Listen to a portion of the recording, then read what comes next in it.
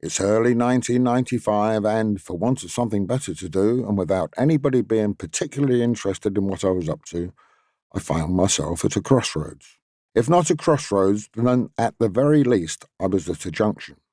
20 years in a game and I wasn't getting any younger. I was pushing 40, but I still felt just as restless as I had when I started out on this road. Still, I hadn't been idle. Hopefully that's not something you could ever accuse me of. I was still chipping away at my craft. Over the past year or so, I'd put pen to paper on a bunch of songs that I thought were pretty good.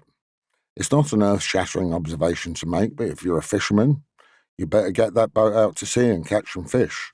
If you're a centre forward, you better get down the pitch and score a few goals. By the same token, if you call yourself a songwriter and don't write any songs, you're full of shit. Writing songs is item number 1 on the songwriter's job description. What you do with them afterwards, well, that's up to you.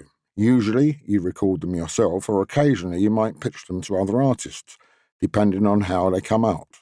In this case, I had the songs earmarked for myself. Possibly this new batch of songs wasn't suited to anyone else anyway. I don't know. Looking back, maybe they were a bit too much like me, too personal for somebody else to record a cover. Whatever the case, I had all these songs knocking around in my head and they didn't have a home.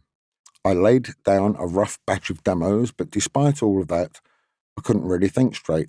The only way to clear out the wardrobe of your mind, as the great Vivian Stanshall put it, for me at least, is to start recording.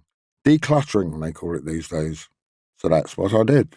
I made a start clearing out the proverbial wardrobe. I gathered up all the songs and the demos and I set about making a new record. Writing songs is like a kind of therapy for me. Something's on your mind, you work on it. All the blood, sweat and artistic angst go into the pot and then it's out there in the world. It can be quite healthy to clear the decks. In terms of percentage, my guess is there are probably far fewer songwriters going into therapy than the rest of the population. Having said that, I didn't really know how or when the record was going to come out, or even if anybody would be bothered. But I got underway nonetheless. Fortunately, I didn't have to wait too long for the record to find a home. As always, I was looking forward, but I had no idea that the past was about to come a-knocking. But we'll come to that.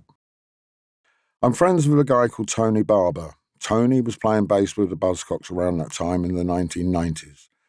He played with and was a fan of the band The Creation, the legendary British mod band from the 1960s. The Creation had a minor hit with the song Painter Man back in the day, but it went on to be a smash hit for Boney M a few years later. Tony called and told me he had a couple of tickets to see a Creation show at the Mean Fiddler in Holsden, so I tagged along. It was a good night. While we were milling about, we had a chance meeting with Alan McGee, the head of Creation Records. Alan had named his record label after the band, so of course he was there. When the band were persuaded to reform in the mid-1990s, he even signed them to his label. That led to the Creation releasing a single called Creation on the label Creation the year before. Make of that what you will. This was at a time when Creation Records were riding high and everything they touched turned to gold, so they could do those kinds of pet projects without getting any flack. The whole Cool Britannia thing was just starting to take off, and Tony Blair and New Labour were waiting in the wings, as John Major's government was being kept on life support. Oasis were literally everywhere and shifting a lot of records and generally making bank for Creation Records. Fair play to Alan. Despite all that glory, he was still an A&R guy at heart, and he always kept his ear to the ground. He struck me as someone who never rested on his laurels.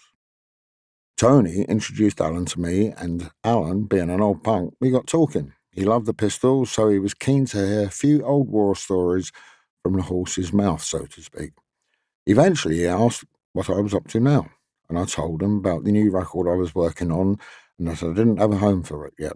Right on the spot, Alan said he put the record out on Creation. So, from that point on, Alan took over. I signed a deal with Creation, and I finished recording the album. It's a good record. If I'm going to be self-critical, maybe my singing wasn't so great back then, but I'm proud of the album Who's He Think He Is when he's at home.